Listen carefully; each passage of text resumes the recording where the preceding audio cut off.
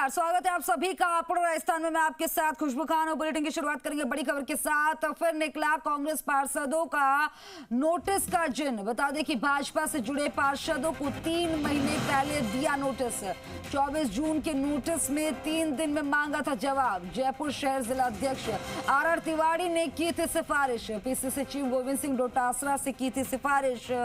बता दें कि अब तिवारी ने कहा पहले से लग रहा था अंदाजा। पार्षदों की गतिविधियों में उठ रहे थे सवाल। कांग्रेस ने कहा बीजेपी को समर्थन में पार्षदों का निजी स्वार्थ। बीजेपी से नजदीकी बढ़ाने वाले पार्षदों की बर्खास्तगी की सिफारिश। बड़ी खबर मिल रही है, आपको बता दें कि फिर निकला कांग्रेस पार्षदों को नोटिस का जिन। निजी स्वार्थ से गए हैं बीजेपी में। बीजेपी से नजदीकी बढ़ाने वाले पार्षदों को लेकर कहा कि पहले से अंदाजा था। बर्खास्तगी की सिफारिश का भी जिक्र होता हुआ नजर आ रहा है। इस खबर पर ज्यादा जानकारी के लिए ब्यूरो चीफ शशि मोहन शर्मा हमारे साथ जुड़ गए हैं। शशि, क्या जानकारी?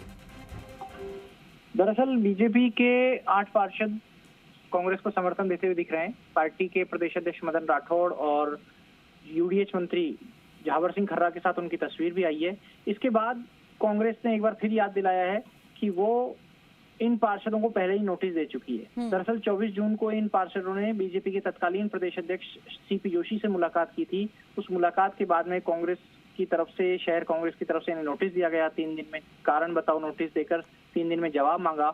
जवाब नहीं आने के बाद जो शहर अध्यक्ष हैं आर तिवारी, वो पहले ही पीसीसी चीफ गोविंद डोटासरा को इस बात की सिफारिश कर चुके हैं कि इन पार्षदों को पार्टी से बर्खास्त किया जाए, इन पर एक्शन लिया जाए, वरना दूसरे लोग भी बिगड़ते हैं। हालांकि अभी तक इन पर कोई एक्शन नहीं हुआ था पीसीसी की तरफ से, लेकिन शहर कांग्रेस का कहना है कि उन्होंने उनकी मंशा समझ ली थी और इस मंशा समझने के बाद में ही इस तरीके का एक्शन लिया है और ये सिफारिश कर दी गई है। उम्मीद है जल्दी कार्रवाई भी होगी। 8 महीने से ये लोग पार्टी के कार्यक्रमों में नहीं आ रहे थे, ऐसी जानकारी भी शहर कांग्रेस ने। तो शशि, मान के चलें कि इन पर जल्दी कार्रवाई का डंडा चल सकता है? बिल्कुल बिल्कुल, ये मान के चलना चाहिए कि इन पर जल्द ही एक्शन हो सकता है। ये तस्वीरें वायरल होने के बाद, तस्वीरें सामने आने के बाद लाजमी तौर पर सवाल उठने ही थे क्योंकि नजदीकी बढ़ रही थी, लेकिन ये भी कहा जा रहा है कि निजी स्वार्थ से जा रहे हैं।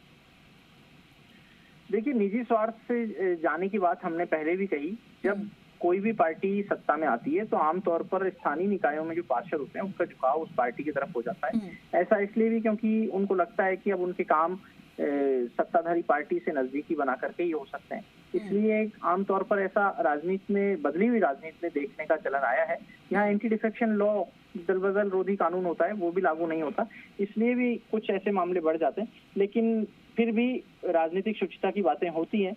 बहरहाल अभी ऐसा लग रहा है कि ये पार्षद बीजेपी के साथ में पूरी तरीके से जुड़ सकते हैं। हालांकि कुछ पार्षदों से हमारी बात हुई, उनका कहना था कि वो अभी सिर्फ कार्यवाहक महापौर के मामले में समर्थन देने के लिए साथ गए हैं, लेकिन जब पार्टी चुनाव की स्थिति में आएगी तो वो कांग्रेस के साथ ही जाएंगे। जी ठीक है शशि, तमाम जानकारी साझा करने के लिए बहुत बहुत शुक्रिया।